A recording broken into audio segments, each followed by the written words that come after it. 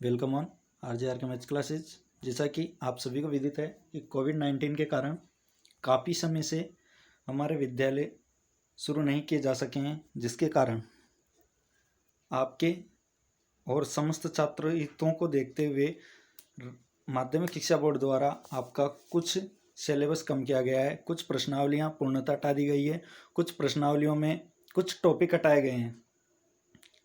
ये टॉपिक केवल और केवल, जैसा कि इसमें लिखा भी हुआ है, माध्यमिक शिक्षा बोर्ड राजस्थान अजमेर, विषय गणित, कोड 9, कक्षा 10, परीक्षा 2021 के लिए हटाया गया भाग। यानी कि केवल और केवल 2021 के लिए ही ये पाठ्यक्रम हटाया गया है। अगले साल यानी कि 2022 से वापस ये पाठ्यक्रम लागू हो जाएगा। वैसे आपके 2022 में सिलेबस चेंज होगा, इसलिए ऐसा कोई बाउंडेशन तो नहीं है, लेकिन केवल ये 2021 के लिए ही है। जैसे कि पहली प्रश्नावली है अपनी वैदिक गणित। वैदिक गणित में हटाया गया शीर्षक है, जैसा कि आपके सामने लिखा हुआ है। हटाया गया शीर्षक है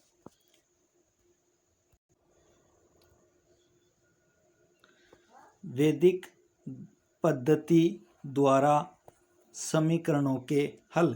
वैदिक पद्धति द्वारा समीकरणों के हल अपने सिलेबस में तो थे, लेकिन इनको प्रश्नावली के अंदर क्वेश्चन में नहीं दिया गया था, ये उदाहरणों में थे। क्वेश्चन में हमारे केवल भाग विधि, गुणन विधि, घनफल, वर्गफल या वर्ग ही थे।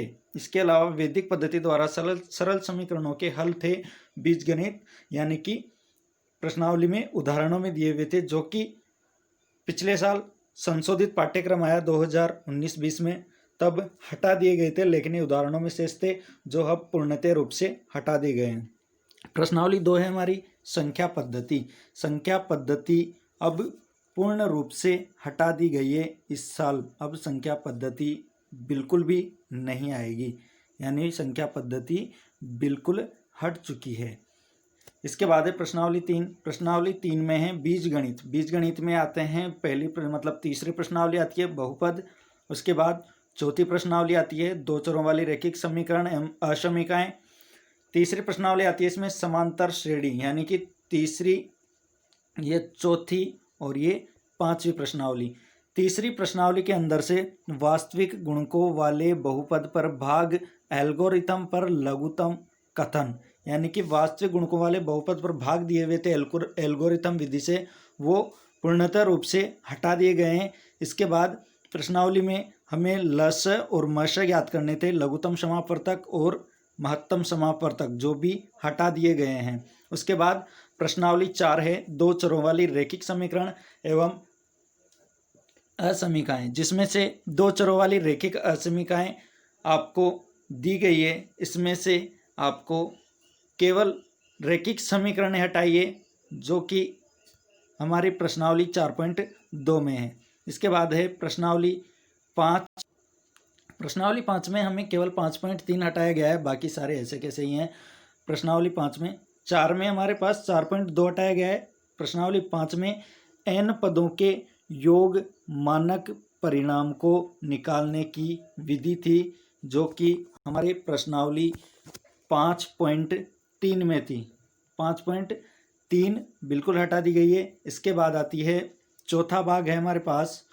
चौथे भाग में है त्रिकोणमिति। त्रिकोणमिति में हमारे दो प्रश्नावली आती है, एक तो प्रश्नावली 6 और एक प्रश्नावली 7।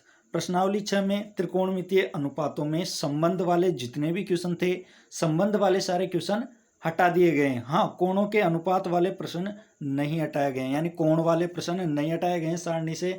केवल अनुपात में संबंध वाले, जैसे कि टेन का सेक के साथ, टेन का कोस के साथ, इस प्रकार के जितने भी संबंध वाले क्वेश्चन थे वो पूरे हटा दिए गए हैं। फिर प्रश्नावली 7 के अंदर, प्रश्नावली 7 में 7.2 के अंदर है पूरक कोणों के त्रिकोणमितीय अनुपात, यानी 7.2 वाली प्रश्नावली बिल्कुल हटा दी गई है।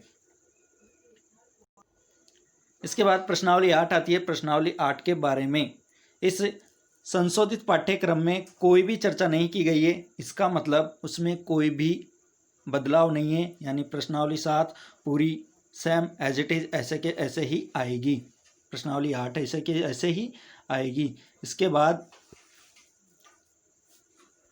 प्रश्नावली 9 प्रश्नावली 9 में आंतरिक विभाजन सूत्र और त्रिभुज का क्षेत्रफल हटाया गया है। उसमें दो प्रकार के विभाजन आए थे, बाह्य विभाजन और आंतरिक विभाजन।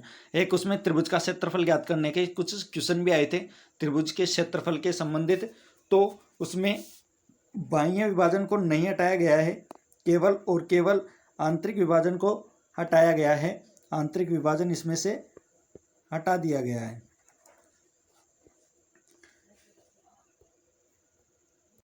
इसके बाद ज्यामिति वाली प्रश्नावली, ज्यामिति से संबंधित मतलब ज्योमेट्री बॉक्स वाली बिंदु एवं संगामी रेखाएं हैं, फिर समरूप, त्रिभुज, फिर वृत्त, फिर ज्यामिति। तो इसमें प्रश्नावली 10 है हमारे बिंदु एवं संगामी रेखाएं, जिसके अंदर से त्रिभुज से संबंधित प्रश्न थे। त्रिभुज के संगामी बिंदु, त्रिभुज के संगामी बिंदु जिसमें आते हैं परिकेंद्र यानी बाहर केंद्र, जिसके बाहर कोई चतुर्भुज बना हुआ हो तो होता है परिकेंद्र, तो अंतकेंद्र, लंब केंद्र, तीनों हटा दिए गए हैं। इसके अलावा फिर है समरूप त्रिभुज। समरूप त्रिभुज वाली प्रश्नावली में से दो समरूप त्रिभुजों का क्षेत्रफल हटाया गया है। समरूपता की जितने भी प्रमेय थे उसके अंदर, जैसे कि बोधायन प्रमेय था, बोधायन प्रमेय के साथ साथ उसके आधारित कुल महत्वपूर्ण प्रश्न थे, उससे बोधायन प्रमेय का सत्यापन था, वो सभी हटा दिए गए हैं। इसके बाद है प्रश्नावली वृत्त वाली प्रश्नावली में चक्रीय चतुर्भुज हटा दिया गया है। चक्रीय चतुर्भुज के अलावा वृत्त की स्पर्श से संबंधित प्रमेय जीवा एवं एकांत वृत्तखंड के कोण भी हटा दिए गए हैं। इसके बाद की प्रश्नावली 15 है ज्यामिति। दो वृत्तों की उभयनिष्ठ स्पर्श रेखा की रचना हटाई गई है। त्रिभुज व अंतर्गत। इसके बाद है यहाँ पर परिमेय वृत्त की रचनाएं, ये बिल्कुल आपके कोर्स से हटा दिए गए हैं। इसके बाद है वो 15वीं तक नहीं, प्रश्नावली 14 तक थे। प्रश्नावली 15 ये हैं समतलीय आकृतियों का क्षेत्रफल। समतलीय आकृतियों के क्षेत्रफल में हमने वृत्तखंड और त्रिज्यखंड के क्षेत्रफल पढ़े थे, तो वृत्तखंड और त्रिज्यखंड के क्षेत्रफल से संबंधित सभी क्वेश्चन हटा दिए गए हैं। केवल और केवल वृत्तखंड और त्रिज्यखंड से संबंधित क्वेश्चन सारे हटा दिए गए हैं। इसके बाद आता है पृष्ठीय क्षेत्रफल एवं आयतन। प्रश्नावली 16 के अंदर हैं। प्रश्नावली 16 में शंकु का पृष्ठीय क्षेत्रफल और आयतन वाली प्रश्नावली थी 16.3 बिल्कुल हटा दी गई है।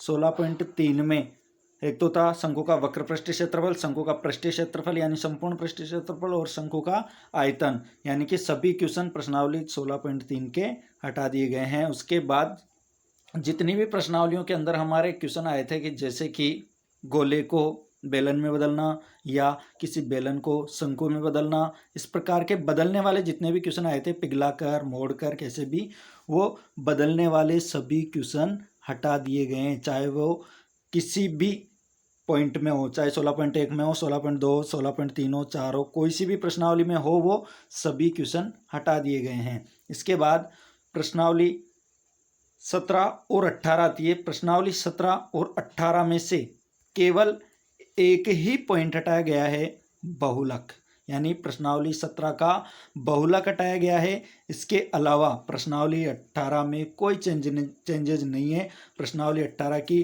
प्रायिकता पूरी एज इट इज आएगी, यानी ऐसे कैसे ही आएगी।